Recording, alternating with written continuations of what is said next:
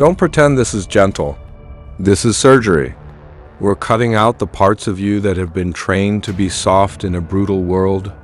You grew up with a quiet lie, that caring is always noble, that feelings are honorable, and that patience will eventually be rewarded. That lie keeps you soft, predictable, and cheap. People who take you for granted love that lie because it makes them comfortable. They can keep taking, keep stepping, keep using, and never pay a cost. So here's the first truth. Kind hearts don't automatically become kingdoms. Kindness without selectivity is weakness. Giving without measuring is charity to those who will never return the favor. Feeling without boundaries is giving. Strangers the keys to your life and wondering why your house becomes theirs to wreck. Step 1, recognize the drain. Start with a brutal audit. Who takes your time, energy, and love and never returns it? Who complains, borrows, ghosts, then shows back up with a smile as if they didn't vanish for months? Point them out. Name them. Say the truth out loud. They do not care about me. The first cut is always the hardest. Honesty will sting like salt. Let it. Step 2, understand the cost. Every minute you spend caring for the indifferent is a minute you do not spend building your life. Your time is an unforgiving currency. Spend it on people who invest back. If they only withdraw, stop offering more deposits. That's not cruel. That's economics, the hard kind. Step 3, reframe empathy into strategy. You can be compassionate without being gullible. You can love without giving your life away. Compassion with boundaries is a skill. Learn it, practice it. When your instinct screams, help, ask first, will this return value, dignity, or growth, or will it feed their habit of taking? If it's the latter, withdraw. The world trains you to respect feelings above results. That's why most people stay broke, tired, and emotionally bankrupt. Results require sacrifice and choice. Choose yourself. Stop making the soft decision to make others comfortable at your expense. You are not the safety net for everyone's chaos. Drop the martyr act. Martyrs are invisible, resentful, and weak. You are not a sermon. You are a human with limited energy, a heart that needs preservation, and a future that requires ferocity. Protect it like you would protect a blade, dull it with mercy, and it will never cut. Toxic truth to drop heavy in voiceover. You are not selfish for saving yourself. You are smart. Self-preservation is an art. Master it. This part is not about becoming cool. It's about becoming precise. The world rewards precision, not pity. Step 4. Stop following feelings as if they are a map. Feelings are whether they change, flare up, and lie. Your heart will trick you into returning to old wounds because it wants closure, attention, or the comfortable script you've memorized. Don't. Feelings give you data, not orders. Use them as raw material for decisions. Don't let them commandeer your life. Step 5. Set ruthless boundaries. Boundaries are the grammar of respect. When someone crosses them, enforce consequences instantly. A text unanswered, a request denied, a door closed. That sting now saves you a decade of hollow apologies and wasted energy. Boundaries don't need drama, they need fidelity. Stick to them like your life depends on it, because it does. Step 6. Redefine loyalty. Loyalty is not to people who will abandon you easily. True loyalty is to your vision, your future, your craft, your family who consistently shows up. Invest there. Let the rest starve. When you stop feeding the freeloaders, you free up reserves for the real battles. Step 7. Weaponize selfishness for growth. Don't be selfish is often the world's way of keeping you small. Be selfish with your time early so you can be magnanimous later if you choose. The rich don't apologize for guarding their calendar. The powerful don't apologize for protecting their bedtime, their morning routine, their brain space. If someone tells you you're too guarded, smile. Their discomfort is the price they pay for your rise. Add cinematic color. Picture nights where you choose solo grind over noisy parties. Picture mornings where your alarm is the only sound. These choices are boring in the moment, but explosive over time. Toxic line to land. You will always be accused of being cold when you stop being their buffet. Let them accuse. Buffett people don't count calories. Winners do. Step 8. Cancel the contracts in your head. Many of us live under unspoken contracts. If I love them enough, they'll change. If I stand by them, they'll see me. If I forgive enough, they'll return. These are fictional contracts based on wishful thinking. Tear them up. Burn them. No one will go to jail when you stop waiting for them to honor fiction. Step 9. Kill the ugly hope. Ugly hope is hope that is toxic, repetitive, and unrewarded. It keeps you waiting for apologies that never come, for respect that will never return, for loyalty that disappears when convenient. Ugly hope is the emotional equivalent of sleeping next to a viper because you once saw it smile. Be smarter than your nostalgia. Step 10. Bring accountability home. If someone broke your trust, don't ask for a paper apology. Ask for change, actions, consistency, evidence. If they can't provide it, your standards must move. People who value you will invest. People who don't will invent reasons to stay absent. Judge them by delivery, not by promises. Step 11. Curtail emotional spending. You budget money. Budget your feelings. How much grief will you spend on this person? How many nights of thinking, texting, replaying will you allow? Put a mental cap after X instances. The relationship moves to a new tier from invest to observe to release. Build that cap and stick to it.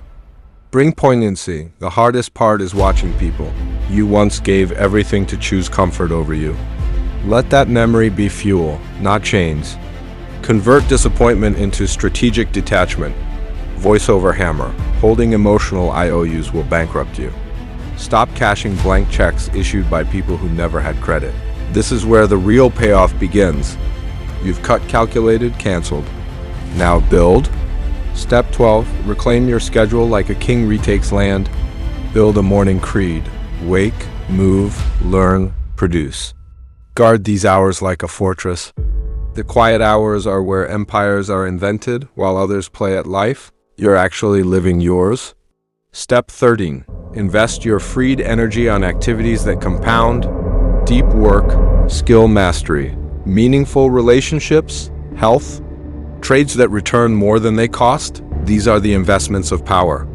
The world respects compounding returns. Be the person who compounds. Step 14. Redesign your social architecture. Remove energy vampires. Recruit allies, not many, but the right ones. Align with people who are police for mediocrity. Your inner circle should be a curated lab of excellence, not a dumpster of drama. Step 15. Learn the art of ignoring. This is a skill. When insults, manipulations, and petty requests come flying, let the physical noise pass through you. Respond only to the important, the possible, the productive. Let the emotional junk pile up for the dogs. You've got bigger things to harvest. Step 16. Create rituals that speak power, cold plunges or hard training, writing by hand, reading something difficult, closing a day with a victory log. Rituals are the syntax of greatness. They make discipline habitual, and discipline is the only form of freedom the world obeys. Poetic boost. Imagine the person who once drained you now watching your rise. They read the headlines. You read the ledger. You measure legacy in quiet, not applause. That's the point of the rebuild, to convert the past into an indestructible foundation. Toxic mic drop. You rebuilt on the ashes of pity. Now your life is a museum of proof. Exhibit A. You. This is the exit strategy. You're not conducting a rehearsal. Live like this is the final season. Step 17. Adopt the no explain policy. You don't owe explanations for pruning people or for choosing yourself. The more you explain, the more you abdicate your authority. Silence holds the room. Words merely refill it. Step 18. Be unshareable. Protect certain parts of yourself. Some victories, some rituals, some pains, keep them sacred. When everything is outside, nothing is precious. The mysterious are followed. The transparent are exploited. Step 19. Cultivate deliberate cruelty to your past. Not cruelty to people, cruelty to your old self. Attack old habits with the same mercilessness you attack your goals. Lose the comfort. Kill the excuses. Eat the doubt for breakfast. Step 20, master the exit. If someone proves they won't meet your standards, leave like it was always the plan. Dissolve alliances at the right moment. Use misdirection to make others chase ghosts while you move the board. The moral, create the illusion while you execute reality. 8. Harden your ambition. Ruthless prioritization. Not everything matters. Villains ruthlessly cut projects, people, and pains that dilute focus. If an action doesn't compound your advantage, it's a tax on your future. Fire those who drain more than they deliver. Fire commitments that tether you to comfort. Prioritize like a killer, objective first, loyalty second, feelings third. That's the hierarchy of winners. 9. Never reveal your limits. Mystery protects momentum. Vulnerability is a currency villains spend rarely. Never show the full range of your capacity or the depths of your supply. Let opponents overestimate your resilience and underestimate your reserves. When they test you, they miscalculate. That's where victory is found. 10. Reinvent constantly. Stagnation is death. What made you dangerous today will be predictable tomorrow. Villains evolve. They mutate reputation, tactics, and networks. Keep your enemies and allies confused about what you'll do next. Invest in reinvention, new skills, a new look, a surprising collaboration, or a different rhythm. Surprise is a power source. Use it. These are the mechanics, the cold, clinical moves that separate theatrical villains from the ones who actually shape empires. But strategy without discipline is fantasy. You must pair this blueprint with immutable execution. Now, here's your immediate playbook. 3 brutal actions for the next 30 days. Create your terrain map today. List 10 obstacles and 10 leverage points. Rank them, decide what you'll dismantle first. Build one new source of leverage this week. A relationship, skill, or income stream, something concrete. Execute one act of controlled chaos within 14 days. Distract a competitor, expose a weakness, or create scarcity. Measure the reaction, adjust. Villains don't wait for permission or signals. They manufacture inevitability. When you move with this strategy, people stop debating your motives and start protecting themselves from your consequences. This is cold, but it's clean. It's not childish cruelty or senseless harm, it's efficiency. It's the kind of ruthlessness that builds dynasties, while the hopeful pray for miracles. Be surgical. Be patient. Be inevitable.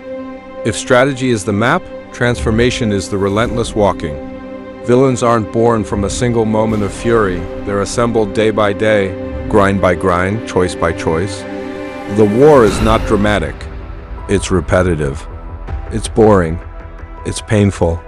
And that's the point. You want to be feared and respected? Then stop treating discipline like an option. Make it sacred. Build rituals so tight that failure becomes physically uncomfortable like a toothache. You can't ignore. The villain's life is ritualized violence against comfort. Below are the core laws, the daily practices, and the dark rituals you will adopt. Care once. Observe twice. Detach forever. Because every time you walk away from emotional chaos, you step one level higher into clarity. And clarity is a power no manipulator can survive. So stop chasing what hurts you. Stop explaining to walls. Cut the cord, burn the bridge, close the chapter. And for once, don't look back. Because if you do, you'll remember why you left. And now, the ending, the point where you stop waiting for someone to understand. Your silence and start building. Your legend inside it. When you stop caring for those who don't care for you, something extraordinary happens. You start caring about yourself in a way you never did before. You start feeding your goals instead of your guilt. You stop crying over people and start crying for purpose. And that's the transition no one talks about. The one where pain doesn't make you weak anymore. It makes you ruthless.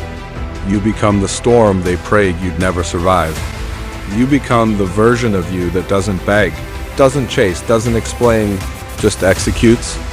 You start moving in silence, while the same people who doubted you whisper your name like a rumor. They don't understand how you healed without them. They don't know that the day you stopped caring for them was the day you started living for you. You become selective. You stop touching energy that doesn't match yours. You start seeing people for who they are, not who you wanted them to be. And you walk away without a speech, without an announcement, without revenge, because your success becomes your closure. The new version of you doesn't need applause, doesn't need approval, doesn't even need company. It just needs focus, silence, and scars that remind you how far you've come. You become unreachable. Not because you're higher than others, but because you stopped living at the level where their noise exists. And maybe they'll call you heartless. Maybe they'll say you've become too cold, too detached, too different. But what they'll never understand is this: you didn't turn cold. You just stopped setting yourself on fire to keep ungrateful people warm. That's not heartless. That's healing. That's evolution. So here's the final command. Stop caring. Stop listening to your weak heart when it begs you to chase what broke you. Turn that heart into armor. Turn that silence into strategy. Turn that pain into power. Because the moment you finally stop caring, you finally start winning. And when they ask what happened to the old you, just smile and whisper, I buried that version of me the day I realized nobody was coming to save me. So I became my own savior. The beast doesn't beg. The beast doesn't chase. The beast just builds. And you are that beast now?